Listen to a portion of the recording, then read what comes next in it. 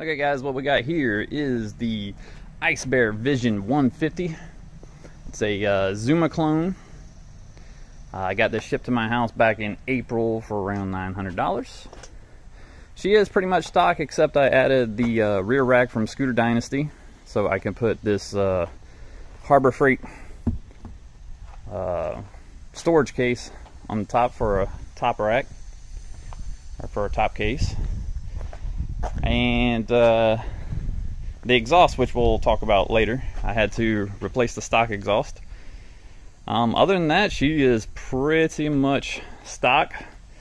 I did change the carburetor out so I could rejet it, but that's about it. So come on for a ride with me and let's talk about her.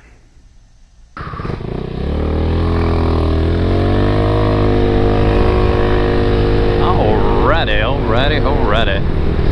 We just turned over 2,000 kilometers on the Ice Bear Vision 150 here. Figured we'd do a little video. Y'all can come right along with me.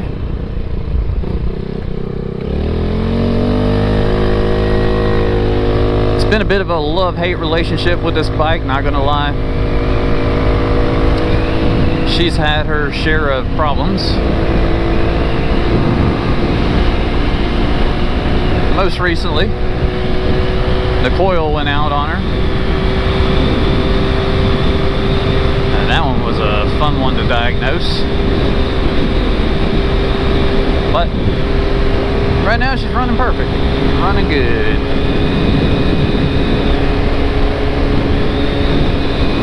I am 6'5", 205 pounds. I'm basically like a big sail on this thing. I am not aerodynamic at all. Plus with my highway bars, I catch all kinds of wind here. I can still manage to average around 53, not average, I can cruise at 53 miles an hour on flat. The top speed on flat with no headwind is 55, 56, somewhere around there. That's with GPS. It's not that gauge, because that gauge is terrible. Not even close to accurate, and sometimes it's more accurate and sometimes it's less accurate, so you can't ever go by the speedometer, which is fun. I ride around on these rural roads. They're all 45, 55 mile an hour anyway, so generally I can just keep it pegged the whole time.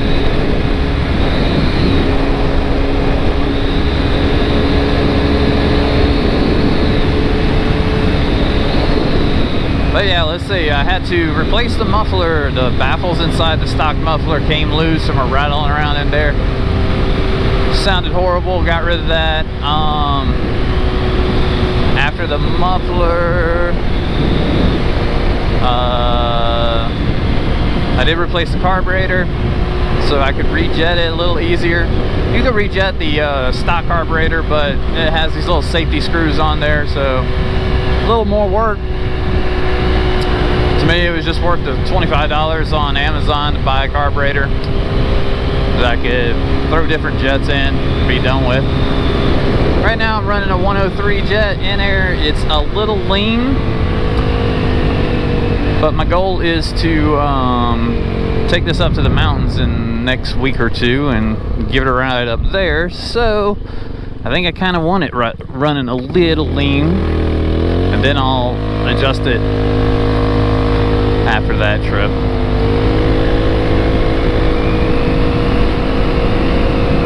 As far as the scooter goes, I absolutely love it. Don't get me wrong, I love to tinker with stuff.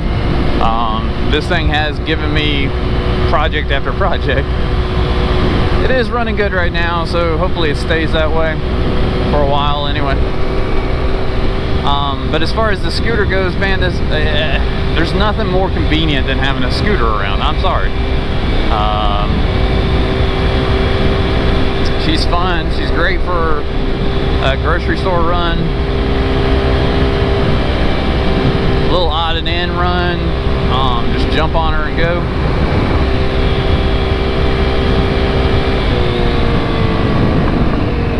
It's just, again, it's just a fun little bike to get your errands around, run your errands, do what you got to do. Would I buy this thing again? Absolutely. For the price I paid for it. I think right now they're up to like $1,200 with shipping. I don't think I'd spend that much for it. Now I got this one shipped to my house for right over $900, and I understand things have gone up and whatnot. I've had this since May. Either April or May I bought it. So it's August now, August 2021. But yeah, she runs good. And for what it is, yes, I would purchase it again for the price that I paid for it. Right now, no, I'd probably sit and wait and see if they came down a little bit closer to the end of the year.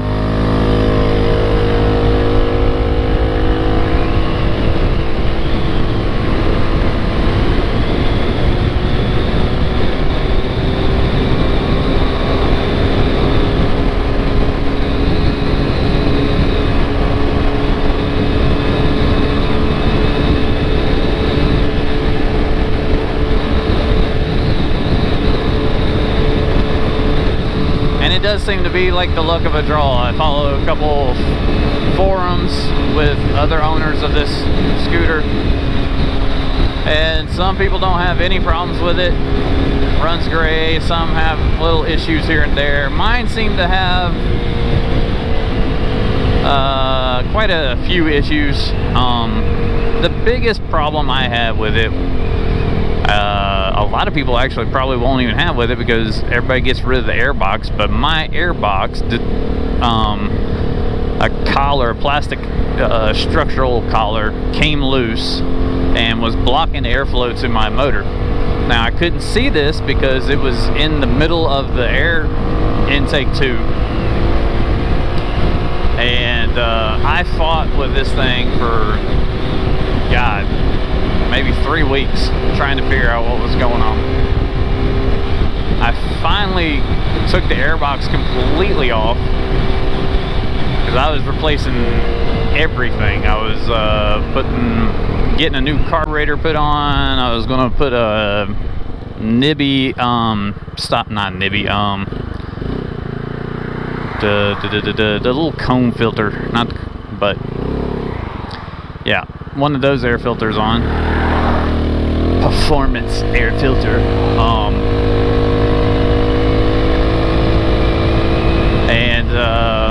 When I took the airbox off to put that other air filter on, I finally looked through the tube and saw this collar that was just blocking all airflow to the carburetor. So took that out, man, it started running good again. I was like, all right, you know, good deal. Then the exhaust started messing up. Something else I had to replace, I cannot remember. Oh, the spark plug boot disintegrated on one of my rides, left me stranded on the side of the road. And yeah, now mind you, all these parts are stupid cheap on Amazon to like replace. So like everything can go wrong on the engine and you only got to spend like $40 to replace it all. So who's gonna go? Who's gonna go? Who's gonna go?